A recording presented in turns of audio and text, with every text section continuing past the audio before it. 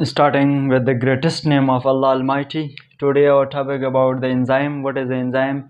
And it is the class 9 chapter number 6।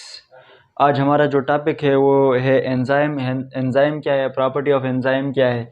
Enzyme actually ये एक करेक्टरिस्ट हर एक जिस्म हर एक ऑर्गेनिज्म की एक करेक्टरिस्ट होता है लिविंग ऑर्गेनिज्म की, कि वो उसमें जिस तरह के उसकी प्रोडक्शन होती है, रिप्रोडक्शन होती है, उसकी रिस्पायरेशन होती है, और उसकी जो है एक ब्रीथिंग एक केमिकल रिएक्शन होती है। एक केमिकल रिएक्शन एक ऑर्गेनिज्म में जब होती है तो वो उसकी इनसाइड द बॉडी होती है। ये एंजाइम जो है जो एक्चुअली ये एक बायोलॉजिकल कैटलिस्ट है। कैटलिस्टिक ये जो है बायोलॉजिकल कैटलिस्टिक एंजाइम एक्चुअली ये प्रोटीन से बना होता है। ये कैटलिस्ट जो कैटलिस्टिक जो है कैटलिस्ट यानी इसको कैटलिस्टिक भी कैटलिस्ट बोलते हैं। ये जो है ये एक सब्सटेंस है। किस चीज़ की सब्सटेंस? ये सब्सटेंस है जो कि एक बॉडी के अंदर जो केमिकल रिएक्शन है इसको स्पीड अप करता है। इसको ज़्यादा इसकी स्पीड जो है केमिकल रिएक्शन की स्पीड जो है वो ज़्यादा करते हैं। Characteristic of living things such as the breathing, reproduction and other chemical reaction take place inside the organism. Enzyme biological catalyst made up of protein से बना होता है। कैटलिस्ट क्या होता है? Substance which is speed up of chemical reaction in the body, यानी जो कि बॉडी के अंदर केमिकल रिएक्शन को स्पीड अप करता है। ये केमिकल रिएक्शन कुछ हमारे पास है। इसमें सबसे पहले जो है मेटाबॉलिज्म, इसकी फिर टाइप से दो एनाबॉलिज्म एंड कैटाबॉलिज्म है। मेटाबॉलिज्म जो है ये हमारे पास सम केमिकल रिएक्शन है लिविंग ऑर्गेनिज्म में। इसकी जो कि लिविंग ऑर्गेनिज्म है इसको मेटाबॉलिज्म जो है वो के 2 टाइप्स के हैं।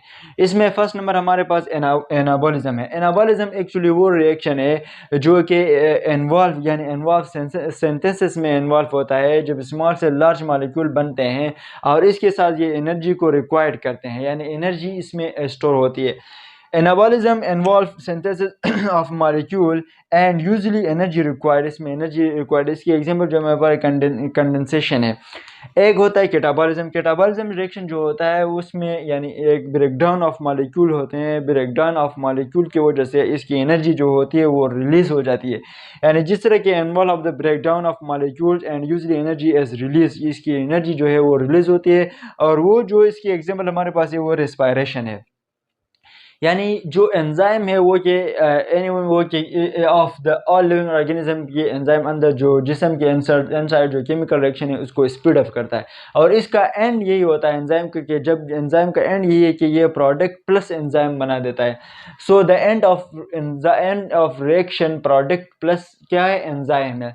इसमें हमारे पास हमने कुछ रिएक्शन इस तरीका है। एंजाइम प्लस सबस्ट्रेट मिलके क्या बना देता है रिएक्शन में? एंजाइम प्लस सबस्ट्रेट कम्प्लेक्स बना देता है। ये सबस्ट्रेट वही सब्सटेंस है। सबस्ट्रेट यानी एंजाइम जब किसी चीज़ पे काम करे इसको सबस्ट्रेट कहते हैं। और ये सबस्ट्रेट जो है वर्क करे इसको सबस्ट्रेट कहते हैं। और ये सबस्ट्रेट जो है जब एंजाइम और सबस्ट्रेट कंबाइन हो जाए तो ये एंजाइम प्लस प्रोडक्ट बना देता है, जो कि एंजाइम सबस्ट्रेट कम्प्लेक्स, फिर enzyme product complex end of the reaction enzyme plus product बना देता है। और ये मैंने कुछ एक्टिव साइड और इलस्ट्रेटिव साइड भी बनाई है। ये फर्स्ट ईयर में ये जो है इसको लॉग और की के ऐसे नेम से डोनेट किया है, लेकिन अभी जो हमें ये सिर्फ एंजाइम शॉर्ट चैप्टर है, सिर्फ इसकी डेफिनेशन है। ये चैप्टर 6 जो है ये बहुत शॉर्ट चैप्टर है, सिर्फ एंजाइम है। इसमें हमने एंजाइम बनाई, उसकी सबस्ट्रेट बनाई, उसका रिएक्शन हमने लिखा है कि किस तरह ये एक रिएक्शन होता है। ये हमारे पास क्या है? एंजाइम है। और ये एंजाइम की वो साइड जो कि रिएक्शन में हिस्सा लेते हैं इसको हम क्या कहते हैं? एक्टिव साइड कहते हैं। ये एक्टिव साइड, और जो साइड वो के हिस्से में रिएक्शन में हिस्सा नहीं लेते हैं इसको हम एलोस्टेरिक साइड कहते हैं। और एंजाइम जो कि प्रोटीन से बनाता है, कौन से प्रोटीन? यानी ग्लोबुलर प्रोटीन से बना होता है। और ये हमारे पास है सबस्ट्रेट, यानी जिस एंजाइम और सबस्ट्रेट कंबाइन होकर क्या बना देता है? प्रोडक्ट प्लस एंजाइम बना देता है। और ये सबस्ट्रेट क्या है? जब एंजाइम की चीज़ पे काम करे इसको हम सबस्ट्रेट बोलते हैं। ओके, ये जब सबस्ट्रेस एंजाइम एक्टिव साइट पर आ जाए तो ये क्या बना देगा, ये एंजाइम सबस्ट्रेस कॉम्प्लेक्स बना देगा। जब ये एंजाइम सबस्ट्रेस फिर इसे क्या बनेगा, एंजाइम प्रोडक्ट कॉम्प्लेक्स बनेगा। फिर लास्ट एंजाइम प्लस प्रोडक्ट बनेगा, यानी ये जो सबस्ट्रेस थी उसे प्रोडक्ट बन गया और ये एंजाइम एंजाइम रह गया। एंजाइम की एक प्रॉपर्टी इसकी ये है कि वो अपनी यानी रिमाइन द केमिकल के बाद वो अपने जो चेंज थे अनचेंजेस ये उसमें चेंजेस नहीं आती है। इसकी हमारे पास कुछ प्रॉपर्टी है एंजाइम की। एंजाइम की फर्स्ट प्रॉपर्टी जो है यानी ग्लोबुलर प्रोटीन से बना होता है, ये ग्लोबुलर प्रोटीन से बना होता है, ग्लोबुलर पी मीन्स प्रोटीन। और इसके जो प्रोटीन बने होते हैं वो कोडेड बाय डीएनए की वजह से होती है।